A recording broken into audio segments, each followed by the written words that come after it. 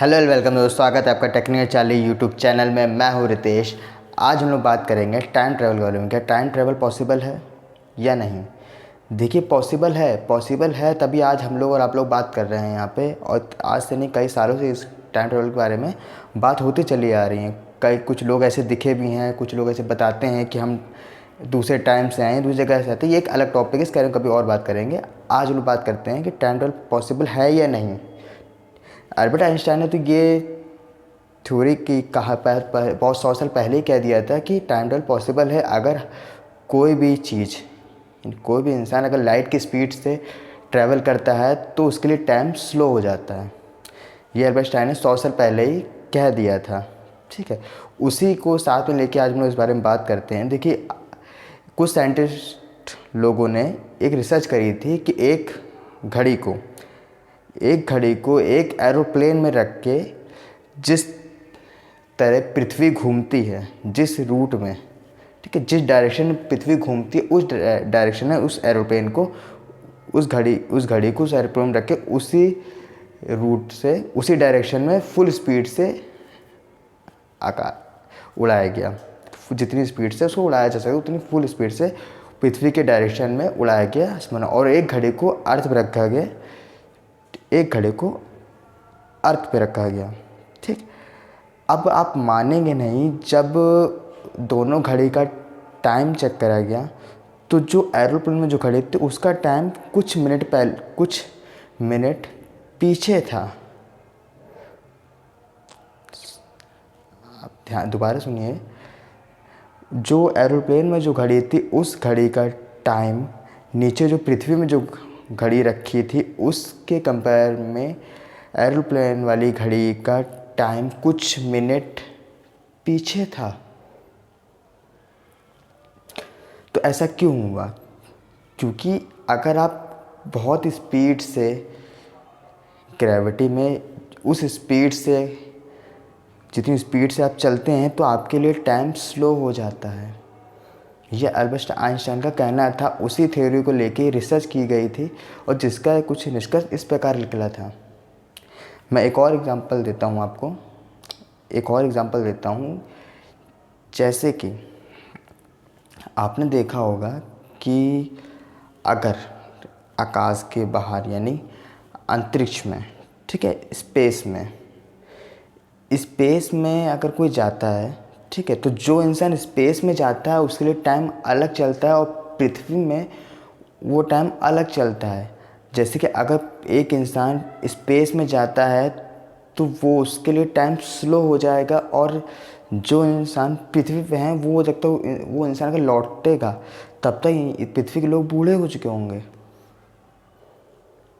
क्योंकि वहाँ टाइम अलग स्पीड से चलता है कि वो इसमें कई ज़्यादा हाथ इसमें ग्रेविटी का होता है। ये अल्बर्ट आइंस्टाइन ने कहा था कि ग्रेविटी मोस्ट इम्पॉर्टेंट है टाइम में ट्रैवल करने के लिए।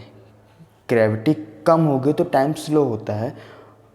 जितनी ग्रेविटी कम होगी और जितनी स्पीड से आप ग्रेविटी में ट्रैवल करेंगे आपके लिए टाइम उतना ही स्लो होता जाएगा।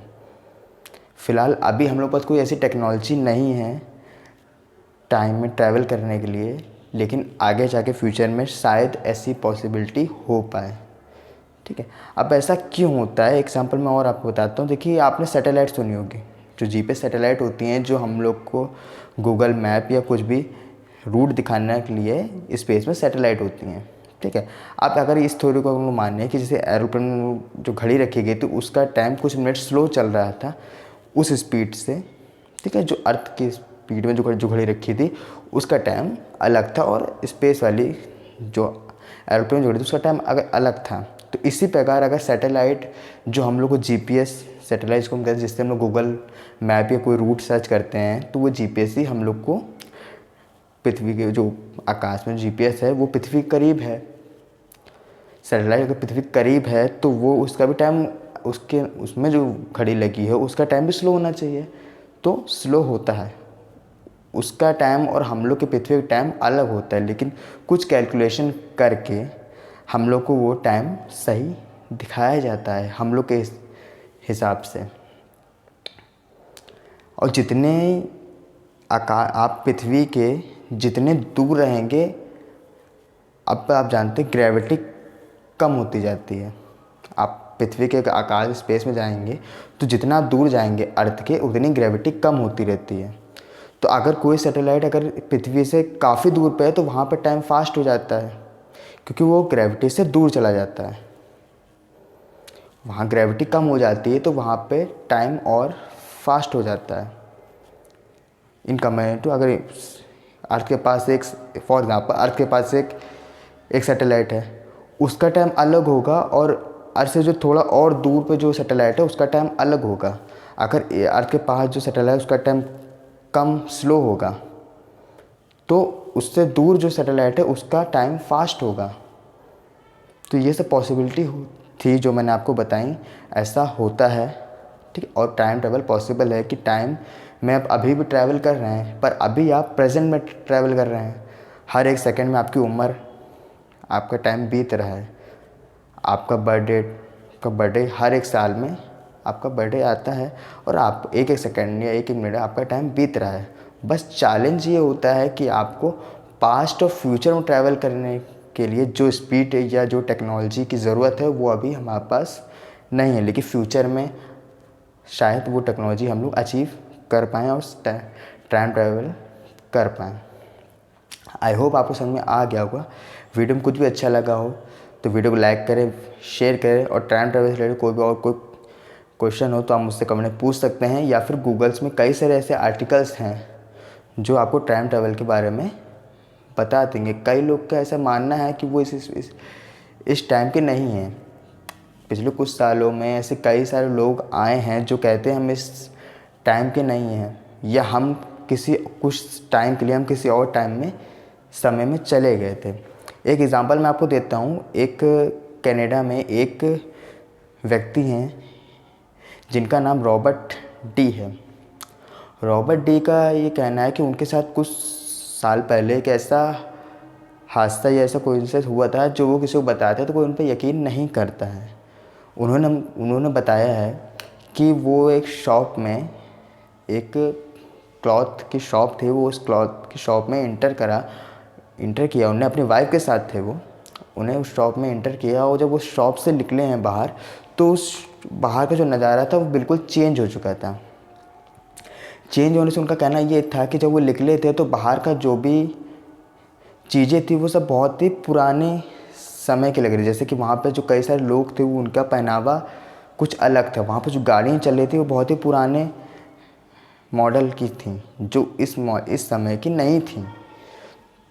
तो वो काफ़ी शॉक हो गए थे, और उनने काफ़ी लोगों से पूछा, कुछ लोगों से बात करी। तो उनके वहाँ पे एक ओल्ड मैन थे जो न्यूज़पेपर पढ़ रहे थे। उस न्यूज़पेपर में जो डेट थी और जो सन था वो 20-30 साल पहले का न्यूज़पेपर था जो वो व्यक्ति पढ़ रहे थे।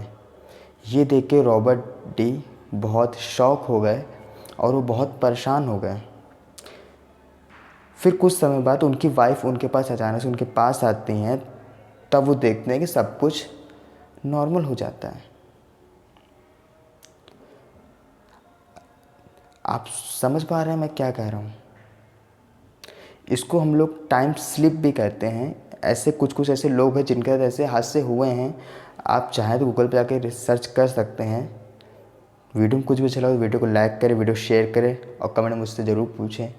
वीडियो अगर अच्छी लगी तो कमेंट में मुझे ज़रूर बताएं। तब तक थैंक यू सो मच, और चैनल को ज़रूर सब्सक्राइब करें और बेल आइकन को ज़रूर दबाएं। तब तक के लिए thank you so much and good bye.